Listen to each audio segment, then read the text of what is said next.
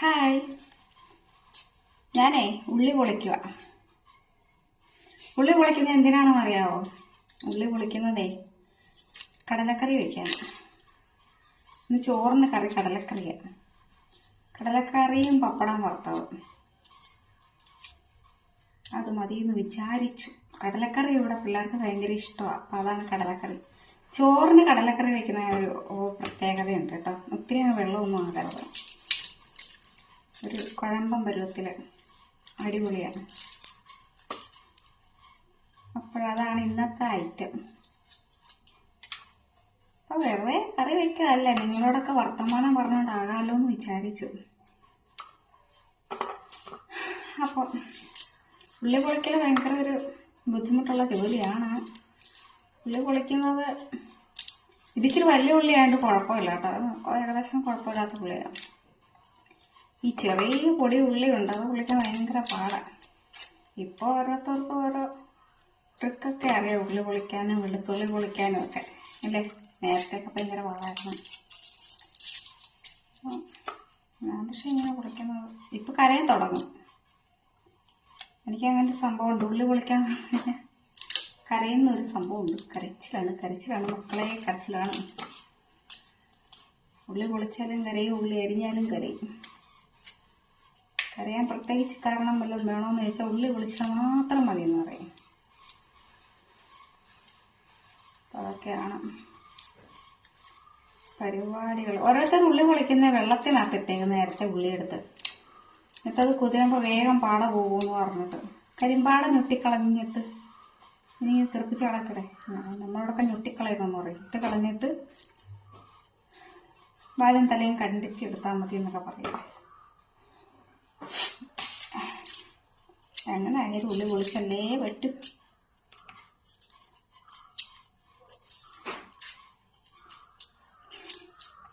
കടല വേഗം കുക്കറിനകത്തിട്ടേക്കും. നിങ്ങളെല്ലാം ഊണ് കഴിഞ്ഞോ?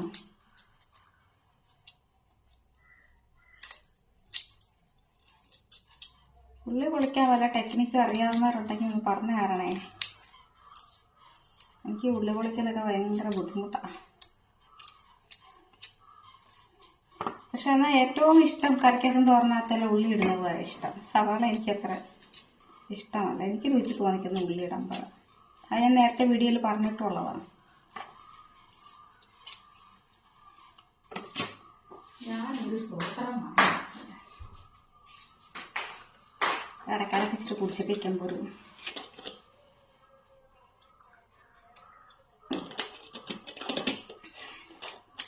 ഒരു കുപ്പി തീർത്തിപ്പോൾ വാങ്ങിക്കൊണ്ട് വന്നതേ ഉള്ളൂ. ഇതിനൊക്കെ അങ്ങ് അഡിക്റ്റാണ് ഞാൻ.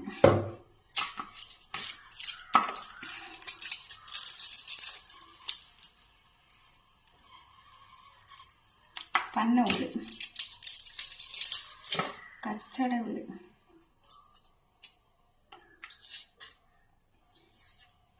മാതം പുലരമ്പം മുഴോട്ട് സ്വപ്ന ഭൂമിക്കിടാത്തിക്ക് നീരാട്ട്, പാതാളങ്ങൾക്കും കാവൽ നിൽക്കും പഞ്ചഭൂതഗണങ്ങൾക്കും ചോറൂട്ട്, പാണം പാട്ടിലും കൊണ്ടാട്ടം,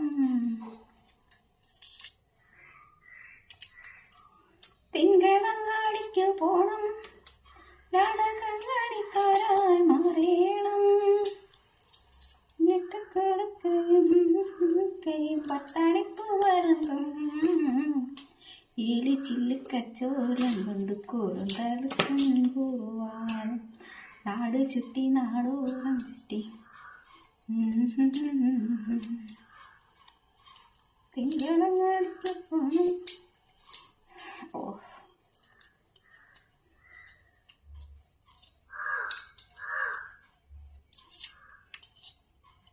പന്ന ഉള്ളി.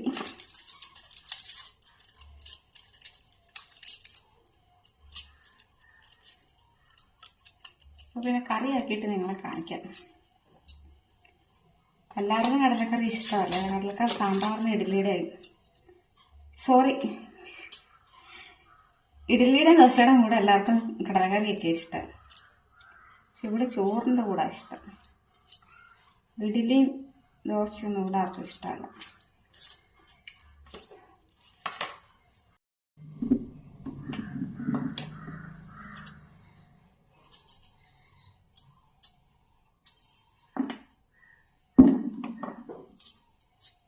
അരിയുക.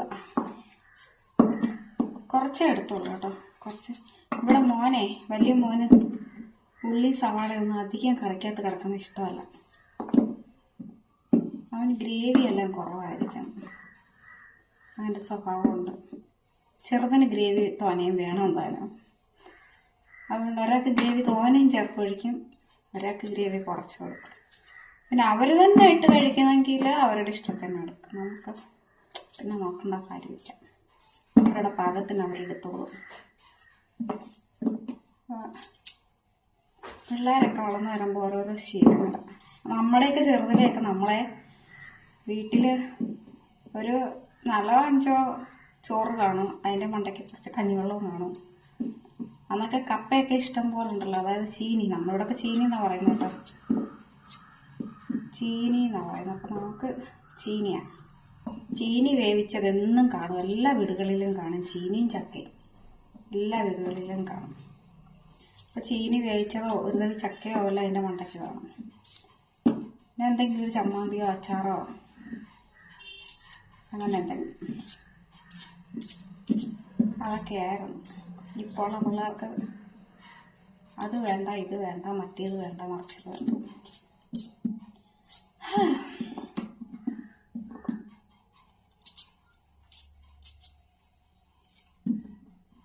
ഇവിടെ പിന്നെ അത്ര നിർബന്ധമൊന്നുമില്ല.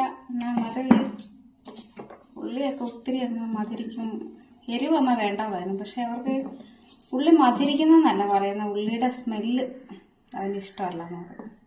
സവാളയുടെയും ഓവറാകുമ്പോൾ അതിൻ്റെ മാത്രം രുചിയാവണമല്ലോ. ഉള്ളിക്കറി ഒന്നും കഴിക്കത്തില്ല അവർ. എനിക്കാണെങ്കിൽ ഉള്ളിത്തീയിലുണ്ടെങ്കിൽ, ഉള്ളിത്തീയിലും പപ്പടം ഉണ്ട്, അത് മാത്രം മതി. അല്ലെ ഉള്ളിത്തീയിലും മത്തി പൊരിച്ചതും ഒക്കെ ഉണ്ട്, എനിക്കത് മതി. പിള്ളേരോട് പറയുമ്പോൾ പിള്ളേർ എന്നെ ഓടിക്കും. അപ്പം നമ്മൾ കുറച്ചെടുത്തിട്ടുള്ളൂ ഉള്ളിയൊക്കെ. ഒരു പച്ചമുളക് എടുത്തിട്ടുണ്ട്. ഞാൻ എപ്പോഴും പച്ചമുളക് ഇങ്ങനെ പൊട്ടിച്ചിടത്തതേ ഉള്ളൂ, കാരണം എരിവ് അധികം വേണ്ടാത്തതുകൊണ്ടേ അത് എടുത്ത് മാറ്റാം. എന്നാൽ പച്ചമുളക് ഇട്ടതിൻ്റെ ഒരു ചെറിയ ടേസ്റ്റും കിട്ടുകയും ചെയ്യും. അപ്പോൾ ഇതാണ് നമ്മുടെ കടലക്കറിക്കുള്ള സംഭവം.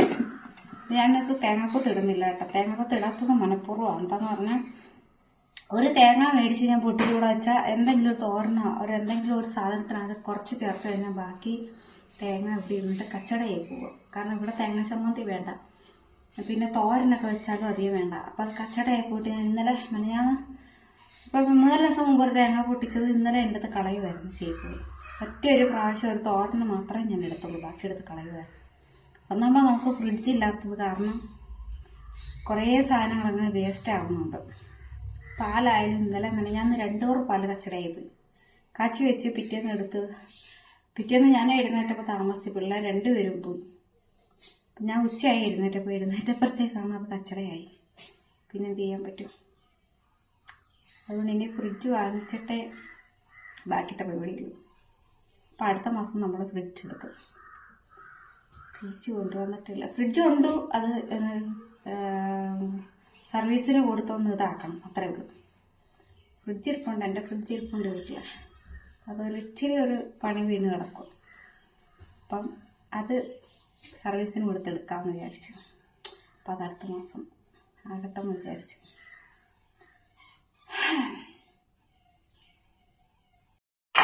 ഹായ് കൂട്ടുകാരെ, അപ്പോൾ ഇതാണ് നമ്മുടെ കടലക്കറി. നമ്മുടെ കടലക്കറിയുണ്ട്, ചോറിന് കടലക്കറി ഇങ്ങനെയാണ് ഇവിടെ വെക്കുന്നത്. അപ്പോൾ ഇതാണ് ഇവിടെ 2 പേർക്കും ഇഷ്ടവും. അപ്പോൾ അതുകൊണ്ടാണ് ഞാൻ ഇങ്ങനെ കടലക്കറി വെച്ചിരുന്നത്. അടിപൊളി കടലക്കറിയാണ്. അപ്പോൾ ഇന്നത്തെ വീഡിയോ ഇത്രയൊക്കെ ഉള്ളൂ. അടുത്തൊരു വീഡിയോ ആയിട്ട് കാണുന്നിടം വരേക്കും എല്ലാവർക്കും ബൈ ബൈ.